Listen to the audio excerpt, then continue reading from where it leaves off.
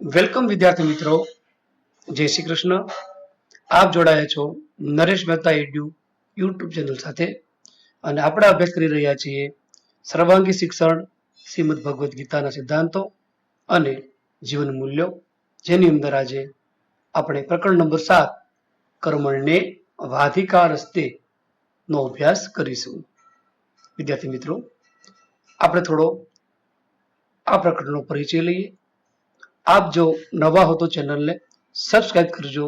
આ ચેનલ પર શ્રીમદ ભગવદ્ ગીતાના આ પુસ્તકના તમામ પાઠનું સરળ સમજૂતી, શ્લોકગાન અને એ સિવાય શ્રીમદ ભગવદ્ ગીતાના 12મા અધ્યાયનું પણ શ્લોકગાન વિડીયોના ડિસ્ક્રિપ્શનમાં તમને જોવા મળશે, જેનાથી સરળતાથી તમે અધ્યાય પાકું કરી શકશો. મનુષ્યના નિયંત્રણમાં તો માત્ર કર્મ છે, તેનું ફળ નહીં. આ વાત શ્રીમદ ભગવદ્ ગીતામાં પણ કરવામાં આવી છે. કર્મનો ત્યાગ કરવાની ઈચ્છા કર્યા વગર પોતે કરેલ મહેનતના ફળની આશા છોડીને કર્મ કરવું જોઈએ. તે વાત અહીં મધમાખીના વાર્તા દ્વારા સુંદર રીતે નિરૂપવામાં આવી છે. પલ્લુ રીંછ મધ ખાવાની લાલચે મધમાખીઓની મહેનતની ફળશ્રુતિ સ્વરૂપ મધપૂડાને તોડી નાખે છે. તો પણ તેનાથી વિચલિત થયા વગર મધમાખીઓની રાણી મધ ઉપર અધિકાર જતો કરીને ફરીથી પોતાના કર્મમાં એટલે કે મધપૂડો બનાવવાના કામે લાગી જવાની સલાહ પોતાની સાથી મધમાખીઓને આપે છે. બાળ મિત્રો, આમાંથી આપણે શીખવાનું છે કે આપણું કર્તવ્ય માત્ર કર્મ કરવાનું છે. આપણે જોઈએ છીએ કોઈ ખેડૂત છે, એ ખેતી કરે છે તો એનું કર્મ શું છે? તો બીજ એ વાવે છે, છોડનું રક્ષણ કરે છે, સમય સમય પર પાણી આપે છે. આટલું કર્મ કરશે તો ઓટોમેટિક ભગવાન એને ફળ આપે છે. છોડ છે એ પાકે છે, અનાજ પાકે છે. જો એમણે આંબાનું વૃક્ષ ઉછેરવું હોય તો એમને ફળ છે એ કેરી સ્વરૂપે મળી રહે છે.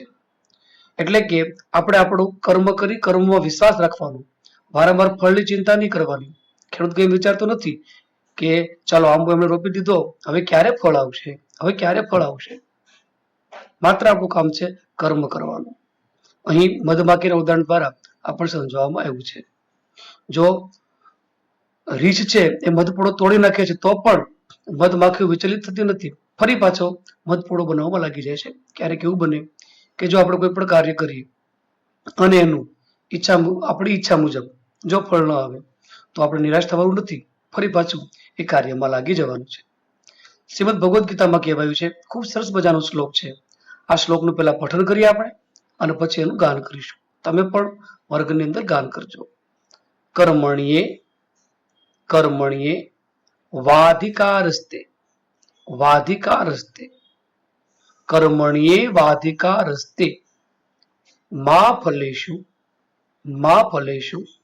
કદાચન કદાચન મા કર્મફલ હેતુર્ભુ મા કર્મફલ હેતુર્ભુ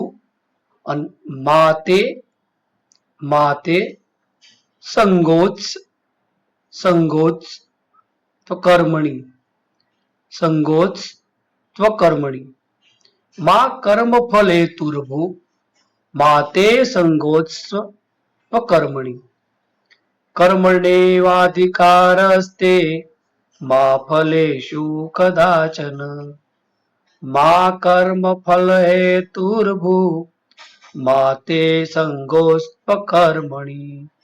ફરીથી, કર્મણ્યેવાધિકારસ્તે મા ફલેષુ કદાચન મા કર્મફલ હેતુર્ભુ માતે સંગોસ્ત્વકર્મણિ. સરસ મજાના આ શ્લોકનું સમૂહગાન કરજો. રોજે તમારે શ્રીમદ ભગવદ્ ગીતાના અહીં જે શ્લોક તમે શીખો છો એમના અલગ અલગ શ્લોકોનું વર્ગમાં સમૂહગાન કરજો. અહીં કહેવાયું છે, તારો કર્મ કરવામાં જ અધિકાર છે, ફળમાં કદી નહીં. મા ફલેષુ કદાચન, મા એટલે નહીં, ફલેષુ એટલે ફળ, કદાચ એટલે ક્યારે, ફળમાં કદી પણ નહીં. તું કર્મોમાં ફળની ઈચ્છા વાળો ન થા. મા કર્મ ફલ હેતુર્ભુ એટલે કે કર્મમાં ફળની ઈચ્છા વાળો ન થા. મા કર્મ ફલ હેતુર્ભુ મા તે સંગોસ્ત્વ કર્મણિ, કર્મ ન કરવામાં તારી પ્રીતિ ન થાવ. વાર્તા સમજીએ. અહીં એક વાર્તા આપી છે. એક ગામ હતું. ગામના પાદરે એક રળિયામણું તળાવ હતું. આપણે જોઈ શકીએ છીએ તળાવની વાત કરવામાં આવી છે. તળાવ આકૃતિમાં આપણને દેખાય છે. તળાવના કાંઠે ઊંચો અને ઘટાદાર જાંબુડો હતો. કયું છે અહીં વૃક્ષ? જાંબુડું. જાંબુડાની એક ડાળ પર મધપૂડો હતો. બધી મધમાખીઓ આખો દિવસ ફરીને ફૂલોમાંથી રસ ભેગો કરી મધપૂડામાં ઠાલવે અને એમાં સરસ મજાનું મીઠું મધ તૈયાર કરે. તો મધમાખીઓ મધ બનાવવા માટેનું જે મધ છે, રસ ક્યાંથી લાવે છે? ફૂલમાંથી લાવે છે અને મધપૂડો બનાવે છે. મધમાખી આપણે જોઈ શકીએ છીએ. આ મધપૂડાની એક રાણી હતી. તેનું નામ હતું મધુરિકા. શું નામ હતું? મધુરિકા. બધી માખીઓ રાણીની સૂચના મુજબ ચાલે. જો ઘણી બધી મધમાખી આપણે જોઈ શકીએ છીએ. જે રીતે આપણે કોઈ ગ્રુપ હોય તો ગ્રુપનો લીડર હોય, એમ મધમાખીમાં પણ જેનું ગ્રુપ હોય, ઘણી બધી માખી હોય તો લીડર હોય છે. એનું નામ છે મધુરિકા. જો અહીં દેખાય છે આપણને મધુરિકા. જે રીતે વર્ગની અંદર પણ તમારે મોનિટર છે ને, તો મોનિટર ની સૂચના મુજબ તમે કામ કરો છો, એમ મધમાખી મધુરિકા છે એના સૂચના મુજબ બીજી મધમાખી કામ કરે છે. મધપુડામાં મધ ભરાઈ ગયું. મધમાખીઓ આ જોઈ અને હરખથી નાચવા અને ગાવા લાગી. શું ગાવા લાગી? મીઠા મીઠા મધથી છલકે મધપૂડો આપણો, જોઈ જોઈ મનડા મલકે મધપૂડો આપણો. બધાએ બનાવ્યું છે એટલે મધપૂડો આપણો.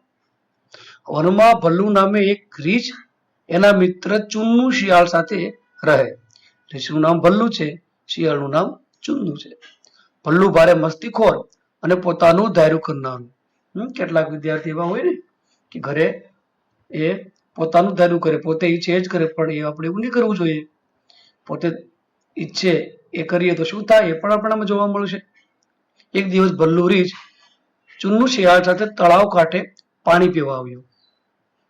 પાણી પીતા પીતા તેની દ્રષ્ટિ મધપૂડા પર પડી. જો એની દ્રષ્ટિ પડી અને બોલે છે, અરે વાહ, મને તો મધનો ખજાનો મળી ગયો. મજા પડી ગઈ. ચાલો થોડું મધ પણ ચાખી લઈએ. ભલ્લુ મધ ખાવા માટે જાંબુડા તરફ આગળ વધ્યો. જો એનું મિત્ર ચુન્નુ શિયાળ કહે છે, ભલ્લુ તું ક્યાં જાય છે? આમ સામે જો, વૃક્ષ પર મોટો મધપૂડો છે અને એ મધથી છલોછલ ભરેલો. ચાલ આજે તો ઉજાણી કરીએ. ભલ્લુની વાત ચુન્નુને ન ગમી. ભલ્લુ કોઈને પૂછ્યા વિના થોડું ખાઈ લેવાય? તું મધ ખાવા માટે રાણીને પૂછી તો લે. બહુ સારી વાત કરી છે. આપણે પણ કોઈને પૂછ્યા વગર કોઈની વસ્તુ લેવાની નહીં, પૂછ્યા વગર કોઈની વસ્તુનો ઉપયોગ કરવાનો નહીં. કોઈની પાસે કઈ પણ વસ્તુ હોય તો આપણે વિવેકપૂર્વક એને પહેલા પૂછી લેવું જોઈએ. આપણને ગમ્યું તે આપણું. આમાં કોઈને પૂછવાનું થોડું હોય? પૂછે એ બીજા. તારે ન ખાવું હોય તો તારી મરજી, હું તો ખાઈશ જ. જો આ રીછ બોલે છે. રીછની વાણીમાં થોડું ઘમંડ છે, પોતાનું ધાર્યું કરે છે, એના આપણે સમજી શકીએ હું તો ખાઈશ જ. ભલ્લુએ વૃક્ષ પર ચડી પોતાનો પંજો મધપૂડા પર માર્યો. મધપૂડો તૂટ્યો અને મધ નીચે ઢોળાયું. જો જોઈ શકો છો, મધ નીચે ઢોળાયું. આ જોઈ મધમાખીના ગુસ્સાનો પાર ન રહ્યો. તે રાડ રાડ કરતી ભલ્લુ પર તૂટી પડી. સ્વાભાવિક છે, કોઈ પણ વ્યક્તિએ કઈ ક્રિએશન કર્યું હોય, કઈ બનાવ્યું હોય, એને જો કોઈ તોડી નાખે તો એને ગુસ્સો આવે જ તે. એટલે બધી મધમાખી જો એના પર તૂટી પડી, બધી ભેગી થઈને. મધમાખીઓ ભલ્લુ પર ચારે બાજુથી હુમલો કરવાનું ચાલુ રાખ્યું. ભલ્લુની બધી હોશિયારી અલોપ થઈ ગઈ. જો ઊંધે માથે પડી ગયું ને. હોશિયારી જો વધારે કરીએ આપણે તો આવું થાય. અરે અરે, તમે આ શું કરો છો? કોણ બોલે છે? મધમાખીની રાણી. રાણી, આ દુષ્ટ છે આપણા મધપૂડા પર હુમલો કર્યો છે, એની સજા તો એને આપવી જ જોઈએ. આ બધી મધમાખી બોલે છે. આપણે રાત દિવસ મહેનત કરી મધ ભેગું કર્યું છે, એને આપણી મહેનત લૂંટી લીધી છે. તમારી વાત તો સાચી છે. આપણે આપણો મધ ભંડાર તોડી નાખ્યો છે. આણે આણે એટલે કે કોણે? રીછે. આણે, એમણે. આણે આપણો મધ ભંડાર તોડી નાખ્યો છે. પણ આપણું મધ એનો ખોરાક પણ છે ને. તમે જાણતા હશો કે રીછનો ખોરાક શું છે? મધ છે. રીછનો ખોરાક મધ છે. મધુરિકા રાણી આપણી તનતોડ મહેનતનું શું? બીજી મધમાખી બોલી આપણે મહેનત કરી એનું શું? એનો ભલે ખોરાક રહ્યો. રાણી કહે છે આપણે આટલી બધી મહેનત કરી છે એનું ફળ બીજા ખાય તે કેમ ચાલે? બીજી મધમાખી બોલી. આપણે આટલી મહેનત કરી અને મહેનતનું ફળ તો આપણને જ મળવું જોઈએ ને. બીજા ખાય છે તો ચાલે. એવું એમણે કહ્યું. એમ? પહેલા તો એ કહો કે મધ કેવી રીતે બનાવ્યું હતું? રાણીએ પૂછ્યું. ફૂલોના રસમાંથી. શું કહ્યું? માખીએ ફૂલોના રસમાંથી. જુઓ, અહીં ફૂલ છે અને એમાંથી આ મધમાખી રસ છે એને સંગ્રહ કરે છે, ભેગો કરે છે. ફૂલોએ રસ કેવી રીતે બનાવ્યો? બીજો પ્રશ્ન પૂછો. એમણે તો પાંદડાની મહેનત છે. પાંદડાએ મહેનત કરી, ખોરાક બનાવી, રસ ફૂલ સુધી પહોંચાડ્યો. જુઓ, આપણે જાણીએ છીએ કે સૂર્યપ્રકાશની હાજરીમાં વનસ્પતિ ખોરાક બને ક્યાંથી બનાવે? પાંદડા દ્વારા બનાવે છે. અને પાંદડાથી એમને સૂર્યમાંથી ઉર્જા મળે એટલે પછી ડાળી છે, ફૂલ છે, એનો વિકાસ થાય. તો પછી પાંદડાએ ખોરાક કેવી રીતે બનાવ્યો? સૂરજના પ્રકાશમાંથી. જુઓ, સૂરજ દાદા છે અહીંયા. સૂરજના પ્રકાશમાંથી. હવે મધુરિકા રાણીએ હસતા હસતા પૂછ્યું, જો પાંદડા કહે હું મારો ખોરાક બનાવીશ પણ ફૂલને નહીં આપું તો ફૂલ શું કરે? જો ફૂલ કહે મારો રસ હું પી જઈશ, બીજા કોઈને નહીં પીવા દઉં, તો શું આપણે મધ બનાવી શકીએ ખરા? માખીઓ બોલી, તો ના જ બનાવી શકીએ. હવે મધુરિકા રાણીએ ભલું રીત સામે જોઈ અને ઠપકો આપતા કહ્યું, જો ભાઈ, તારે પણ અમારી જેમ મહેનત કરવાની. બીજાનું નુકસાન કરીને કંઈ પડાવી લેવું તે યોગ્ય નથી. જો અહીં જે રાણી છે એમણે બહુ સરસ વાત કરી છે. આપણે પણ શીખવાનું છે. આપણે પણ મહેનત કરવાની છે, પરિશ્રમ કરવાનો છે, શીખવાનું છે અને બીજાનું ક્યારેય લઈ લેવાનું નહીં. જે આપણા હકનું ન હોય તે લેવા માટે ક્યારે પણ આપણે વૃત્તિ રાખવી ન જોઈએ. પલ્લુએ પણ પોતાની ભૂલ સમજાય અને તેણે સૌની માફી માગી. જો, સૌની માફી માગે છે તે. સૌની માફી માગી. પછી મધુરિકા રાણીએ સૌને કહ્યું, જો એ બતાવ્યું છે સૂર્યમાંથી શક્તિ મેળવી અને પાંદડામાં જાય છે, પાંદડામાંથી ફૂલમાં, અને ફૂલનો રસ માખી ભેગો કરે છે અને એ રસમાંથી મધ બને છે અને મધ આપણે પણ ઉપયોગ કરીએ છીએ, આપણે પણ પીએ છીએ. મધ આપણે ખાવું જોઈએ. મધ પણ ખાવું જરૂરી છે. તો મિત્રો, આપણે સૌ એકબીજા સાથે સંકળાયેલા છીએ.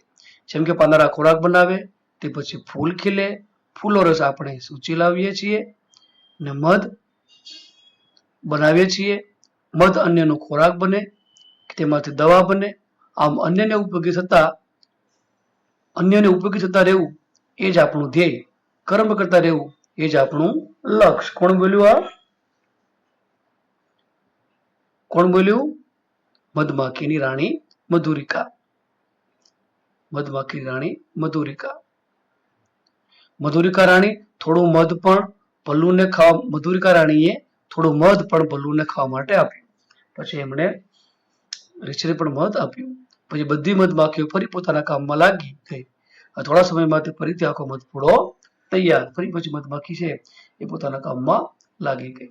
તો આપણે કઈ પણ વસ્તુ જોતી હોય તો કોઈને આપણે પૂછવું જોઈએ.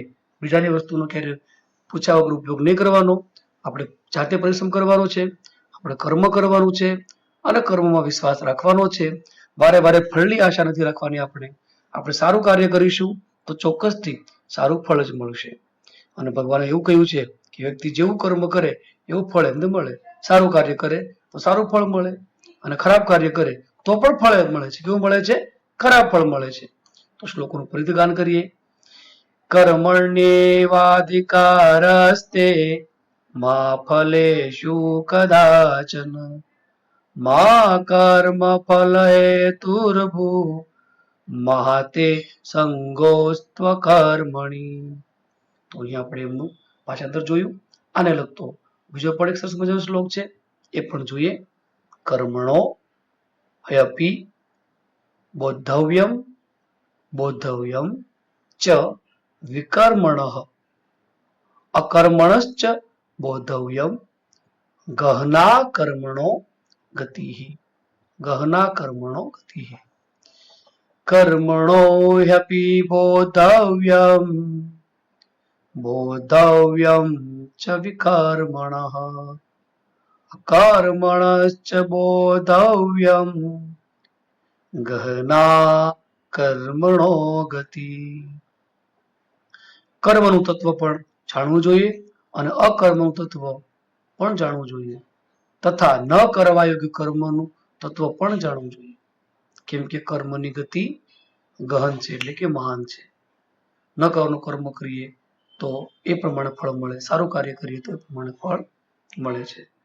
તો શ્રીમદ ભગવદ્ ગીતાના સિદ્ધાંતો અને જીવન મૂલ્યો આપણે જીવનમાં ઉતારીએ, કર્મની અંદર આપણે વિશ્વાસ રાખીએ. વ્યક્તિ કર્મથી મહાન બને છે, એ આપણે યાદ રાખીએ.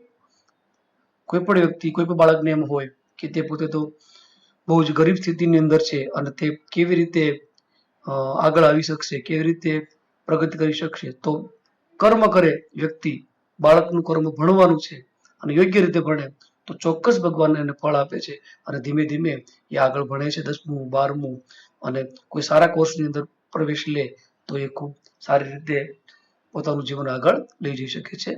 જય શ્રી કૃષ્ણ.